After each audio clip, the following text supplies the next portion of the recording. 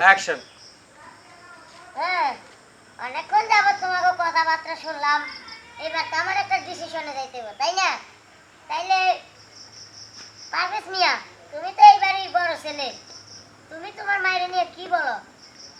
আমি আর কি করব, আমার দুই হাতের ইনকাম, বউরে নিয়ে ঠিক মতো চলতে পারি না। তা মারে কইয়া দেন ওই বাড়ির পাশে যে জায়গাটা আছে ওইটা আমার নামে লিখে দিতে, তাহলে মারে নিতে আমার কোনো আপত্তি নেই। ও, তোমার সিদ্ধান্ত এটা।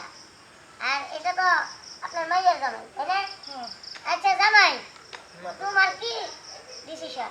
তুমি কি তোমার শাশুড়ি নিবা, তার বরণ পোষণের দায়িত্ব নিবা? মাদবার সাহেব, আমার নিজেরই বাড়ি ঘর নাই, আমি নিজেই শ্বশুর বাড়ি ঘর জামাই থাকি। ও, বুঝতে পারলাম। ছোট ছেলে শুভ, তুমি কি কও? জি মাতব্বর সাহেব।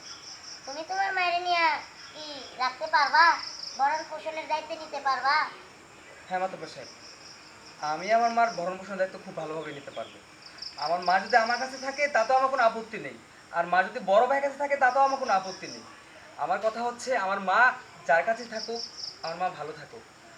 বাবা মারা গেছে, মা এখন একা, আর মার দেখভাল করা আমাদের দায়িত্ব, আমাদের কর্তব্য। হুম, এটাই তো সন্তানের মতন কথা।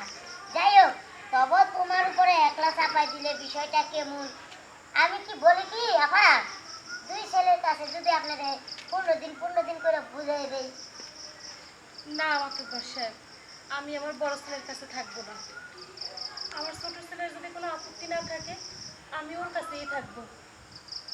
মা, হ্যাঁ আমার কোনো বাবা, আপত্তি নেই। আমি তোর কাছেই থাকবো। তাইলে আর কি, বিচারতে নেই সমাধান। মা এখন ছোট ছেলের সাথেই থাকবো, বড় ছেলের কাছে থাকবো না। তাইলে আমার তো বিচার শেষ। তোমাকে সিদ্ধান্ত তোমরা ভালোভাবে বুঝে নিছ, এটাই খুশি। যাই হোক, মায়ের কষ্ট দিও না, মায়ের সেবা যত্ন কইরো।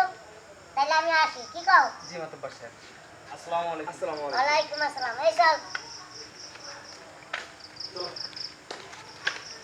ওকে কাট। মাতব্বর সাহেবের অডিও